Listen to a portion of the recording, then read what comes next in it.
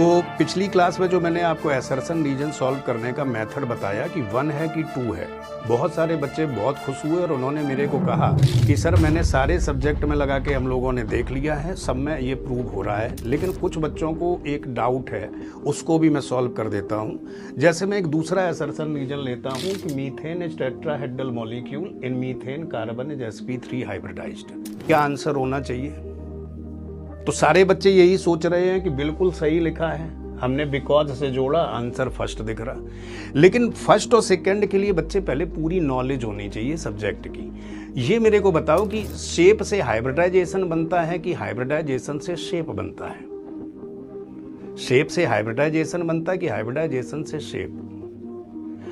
अब फिर 99% बच्चे कह रहे हैं कि हाइब्रिडाइजेशन निकाल के शेप बताते हैं, जो गलत कॉन्सेप्ट है। शेप से हाइब्रिडाइजेशन बनता है। अब आप कहोगे शेप से हाइब्रिडाइजेशन कैसे बनता है? जैसे मैं कोई भी एग्जांपल ले लूं, BH3 है, अब आप सारे बच्चे कहोगे कि ये sp2 हाइब्रिडाइज्ड है।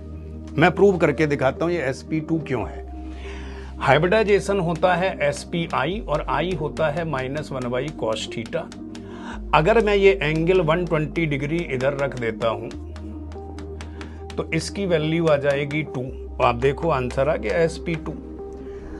थीटा को 180 रखें तो 1 आ जाएगा, sp हाइब्रिडाइजेशन आ जाएगा। तो मतलब एंगल से हाइब्रिडाइजेशन को डिफाइन किया गया। Shape decide hybridization, hybridization does not decide shape. अब आप जब इस एसर्शन रीजन को कनेक्ट करते हो, methane is tetrahedral molecule because in methane carbon is sp3 hybridized, तो उल्टा जुड़ रहा है क्योंकि शेप से हाइब्रिडाइजेशन बना है। तो आंसर हुआ 2। अब आप क्या करो, पहले रीजन पढ़ो फिर एसर्शन पढ़ो। In methane carbon is sp3 hybridised because methane is tetrahedral molecule. अब देखो ये सही कनेक्ट हो रहा है, तो फर्स्ट आंसर। अभी जो लिखा सेकंड आंसर, उल्टा जोड़ो तो फर्स्ट आंसर। यही टेक्निक है, आप फिर ट्राई करके देखो एक बार।